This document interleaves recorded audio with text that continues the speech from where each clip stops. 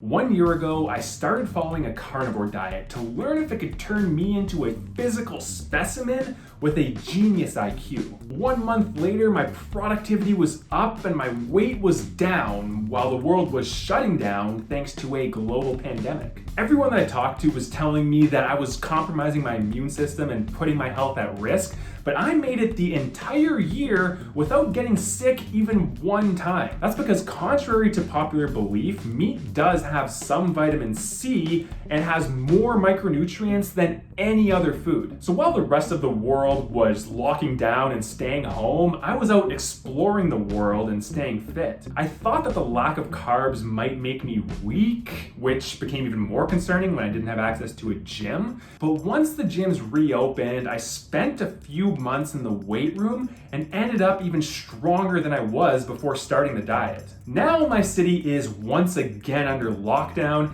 and I can't film some of the final results of the health test that I got during the carnivore diet, so make sure you're subscribed to the channel to see those videos when I upload them.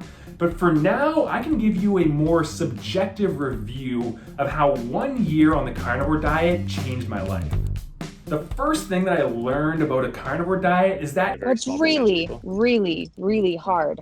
It's really hard, especially with the cravings. I've gone vegan, paleo, keto, and spent years tracking every calorie that I consumed, all of which were easy compared to staying on a carnivore diet. Today is the first day where I'm feeling like if I didn't publicly commit to this, I would probably be giving into temptation and having some sort of a cheat meal because I am dying for something that's not meat right now. It was even easier for me to quit nicotine after almost a decade of chewing tobacco than it was to give up every food that wasn't meat. If you're trying this diet for the first time, you're gonna have to seriously muster some willpower to get through these days. It took about 3 weeks for these cravings to stop, but it only took 1 week for my body to adapt to the diet.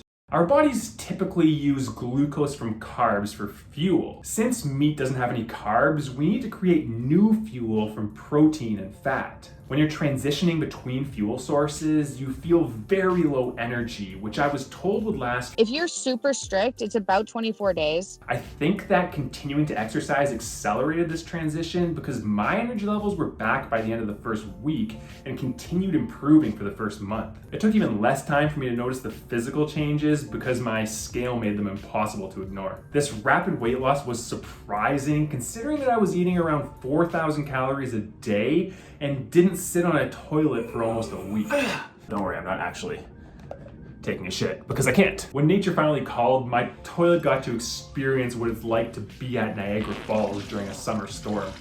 For the first 6 weeks on the carnivore diet, I needed bowl cleaner for every bowel movement, which remained unpredictable until I added cheese back to my diet. If there's anything positive that can be said about these carnivore craps, it's that spending less time on the toilet does free more time for sustaining focus. As you might be able to tell from the gaps between my video uploads, staying focused is my biggest struggle. When I started the carnivore diet, my productivity was increasing every week, resulting in more videos during the first 6 months than I published in the previous 6 years. Carnivore requires more discipline than other diets, but it also requires less effort. When I'm only eating meat, I don't need to spend time or energy preparing meals, learning recipes, reading ingredient labels, or tracking my calories. Instead, I just stay productive all day and throw on a steak when I finally feel hungry.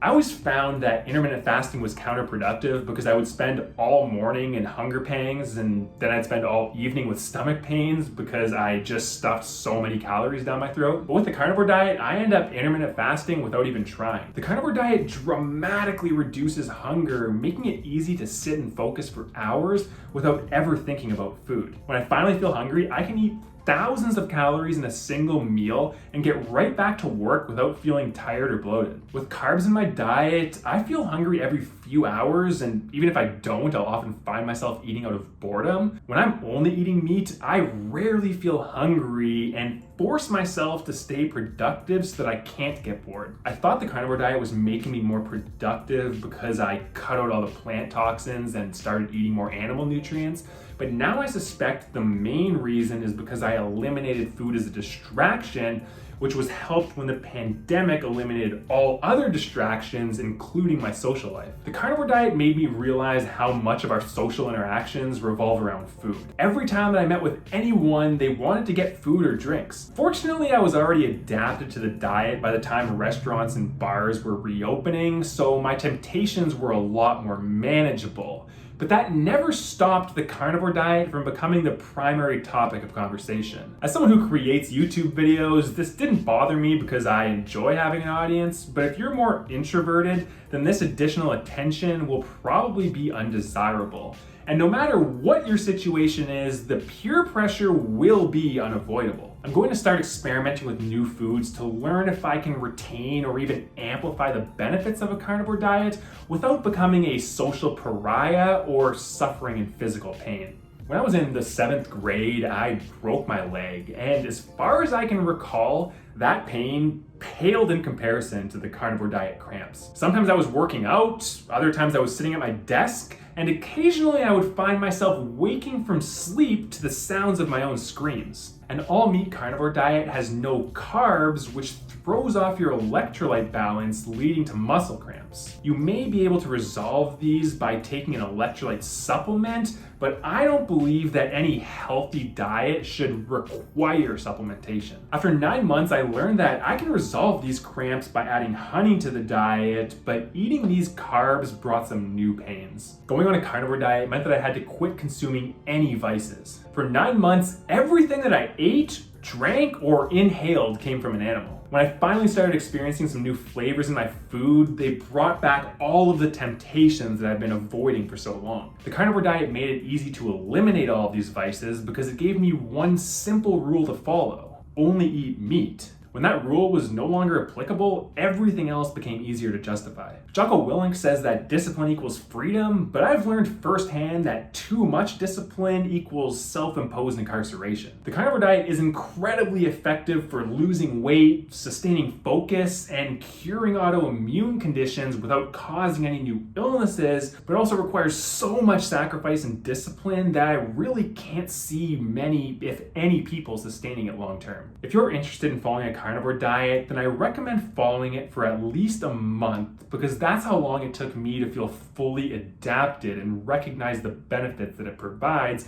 as well as the drawbacks that it causes. After a month, you'll have a new baseline against which you can evaluate how different foods or other interventions affect your performance. The carnivore diet is a great tool to have in your arsenal. Just make sure you don't use it to build your own prison. If you're looking for help implementing this diet or someone to hold you accountable along the way, then send me an email and I'll see what I can do. Near the end of the year, I started experimenting with a few different plant foods, but all of the vices made it impossible for me to really differentiate how these were affecting me. So I ended up going back on the carnivore diet for a month to reset, and now I'm ready to start adding new plants back to the diet to learn if I can retain the carnivore diet benefits and potentially even amplify them with more choice in my food. If you want to learn about the benefits and risks of each new food, as well as follow other trials that I do on this journey to maximizing my physical and mental performance, then make sure you subscribe to this channel and hit the bell icon to get notified when I upload. Thank you for watching, and I'm excited to continue sharing this journey with you.